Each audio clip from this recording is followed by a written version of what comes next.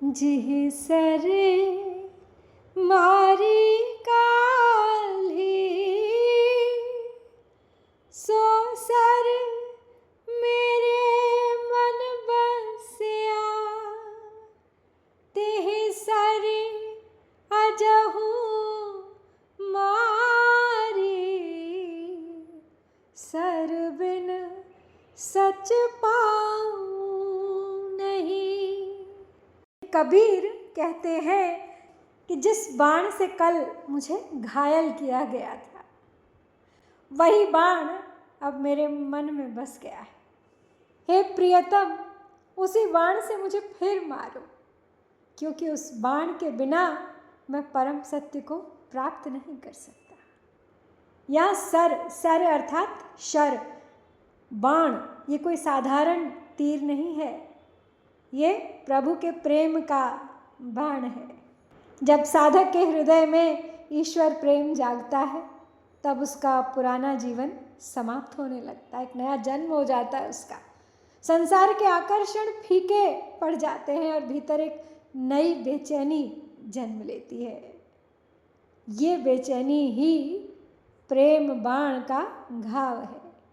यही है वो शर जो भीतर तक भेद देता है साधक का मन, और वो उस घाव से मुक्त नहीं होना चाहता, बल्कि चाहता है कि यह प्रेम और गहरा हो जाए, ये घाव कभी न भरे।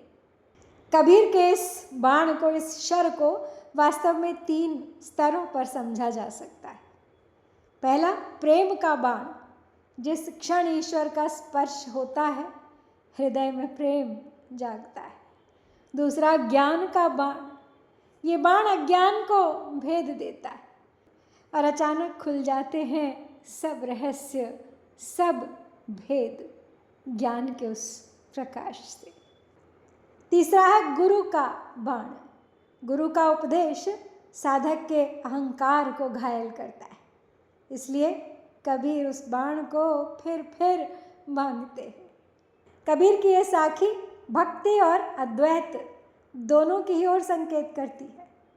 सत्य की प्राप्ति सुख सुविधा से नहीं होती। सत्य का द्वार तब खुलता है जब अहंकार घायल होता है, जब आत्ममोह टूटता है, जब भीतर एक बेचैनी पैदा होती है, जब साधक स्वयं को बदलने के लिए तैयार होता है। तो कबीर कह रहे हैं, जिस अनुभव ने मुझे जगाया उसी की मुझे फिर आवश्यकता है। तो हमारे लिए इस साखी में यही संदेश है कि हम सामान्यतः उन अनुभवों से बचना चाहते हैं जो हमें भीतर से बदल देते हैं, लेकिन आध्यात्मिक यात्रा में वही अनुभव सबसे मूल्यवान होते हैं जो हमारे अहंकार को तोड़ते हैं। कभी कभी जीवन की सबसे बड़ी चोट ही सबसे बड़ा वरदान बन जाती। तो इस संदेश के बाद अब देख लेते हैं इस साखी में पिरोए हुए शब्द। जिह सर मारी, जिह अर्थात जिस, सर बाण तीर, शर का बिगड़ा हुआ रूप है सर, मारी यानी मारा, घायल किया, भेद दिया, काल है यानी कल या पहले कभी भूतकाल में, बस्या बस गया, तिह उसी, अजहू आज भी अभी भी, मारी यानी मारो, आघात करो फिर मारो, सर बिन बाण के बिना, शर बिना, सच यानी परम सत्य परमात्मा की प्राप्ति, सच पाऊं नहीं, अर्थात परमात्मा की प्राप्ति नहीं कर सकता हूँ जब तक हृदय को बींध न दे प्रभु प्रेम का बाण। और अब देख लेते हैं इस साखी की अलंकार योजना। तो सबसे पहले मुख्य है रूपक अलंकार। सर अर्थात बाण को प्रेम, ज्ञान और गुरु कृपा का रूप माना गया है। पूरा दोहा इसी रूपक पर आधारित है। फिर है यमक अलंकार। सर शब्द की आवृत्ति अनेक बार हुई है, हर बार उसका भाव क्षेत्र और गहरा होता जाता है। फिर है अनुप्रास अलंकार। सर सो, सर सच, सवर्ण की सध्वनि की आवृत्ति इस साखी में लय और मधुरता ला रही है। साथ ही विरोधाभास अलंकार भी है, बहुत ही सूक्ष्म।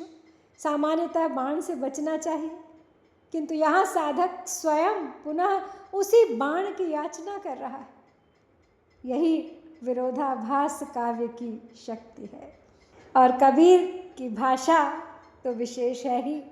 यहाँ वहाँ से लिए गए शब्दों से, भाषाओं से, बोलियों से बनी भक्ति और रहस्यवादी कबीर की अपनी सधुकड़ी।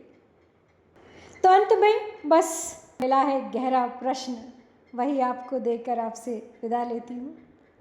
क्या हम ईश्वर से केवल सुख चाहते हैं, या उस प्रेम बाण के लिए भी तैयार हैं जो हमारे अहंकार को भेद दे?